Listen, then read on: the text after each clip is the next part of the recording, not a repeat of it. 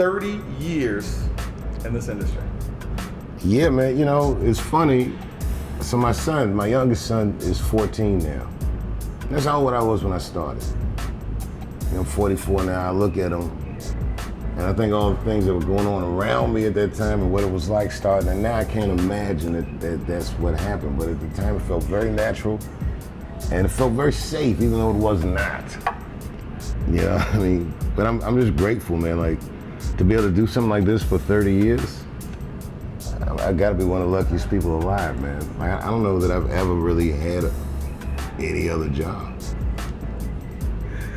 I grew up in DC and then Ohio, and then, you know, via this gift and the sequence of opportunities, I've seen the world. And more than seeing the world, I've entertained people all over the world, and I've met people all over the world, and I know comedians all over the world, and I've watched the genre that I'm in grow.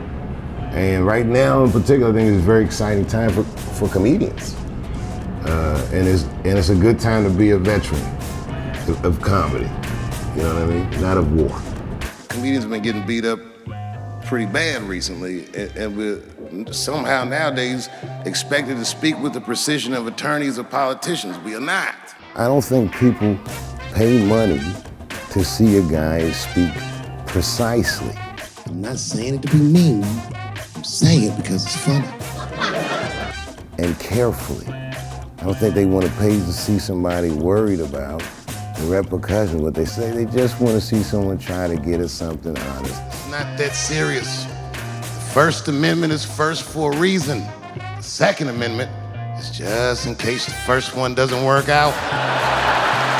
I mean, people look to you to kind of clear the fog that we as Americans go through. I know you take that seriously, but is that a big burden on you, that people look to you for clarity, they look for you for truth? I think that it's a symptom of just how maybe bankrupt our society is right now, that we're looking to our entertainers for this type of guidance. But when things are obscure, artists do try to tell the truth. Sometimes it's not that they're looking for the truth, sometimes they just want to hear their truth come out of somebody else. Don't you think it was like a little suspicious? Just a little suspicious? Every dead black person the police find has crack sprinkled on them. I mean, come on, man. Things are a challenging time, but I think that in a time like that, I, for one, find solace in the arts. I'm black, but I'm also Dave Chappelle. I don't have to agree with all the art I consume, but it helps me understand how I actually feel about it. Are you surprised, though, by the criticism that's come your way? No.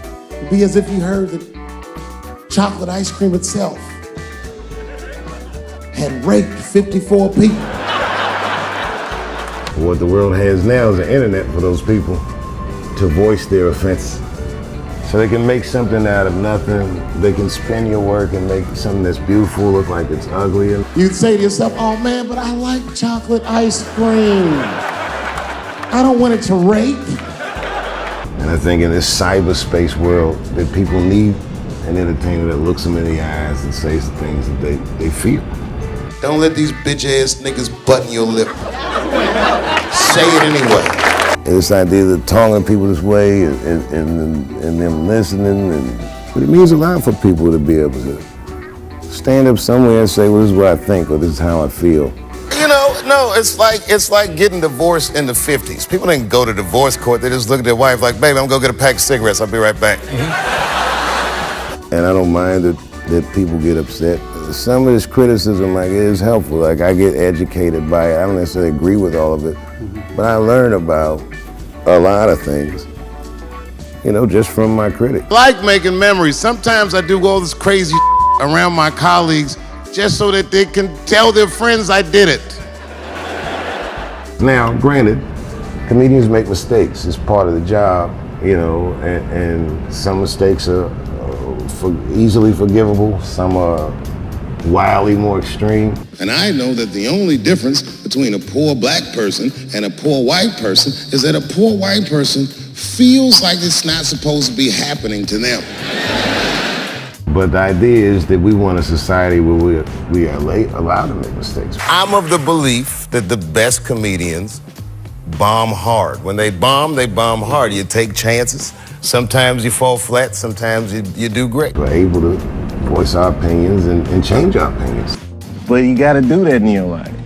You know, if you ever want to do something great in your life, you're gonna have to realize your failures. You're gonna have to embrace them and figure out how to overcome them. People say, oh my God, you're a comedian. Well, what happens if you go out there and you tell your jokes and no one laughs? Mm-hmm. Nothing happens. I just think it's the nature of the genre. And I think that one of the things that's special about our genre in this day and age is that it's very engaging. It's very personal. You ever get divorced? What happened, man? What broke you up? Just open up, man. I'm Montel, nigga. Just tell me everything. Like, we're all figuring this out, I think, at the same time together. It's a huge collective moment. I don't think there's opinion that it exists in this country that is not represented in a comedy club by somebody. The vast majority of people that come out, they get it. They know what it is. And then there's always some people with insidious intent to try to derail you or bring you down or just spin the ball. It's a lot to be mad at, especially when you know so much. Whoever cares the most, I care at least as much as them. So, I just let it rip. I'm not afraid of the audience. I want everyone in America right now to look at me. Look at me smoking indoors. The world is filled with people who are dying to be offended by something. But that's, you know, as you go along in the business, you gotta just toughen up and just hope that your number doesn't come up. I'm sure my next special will have somebody mad.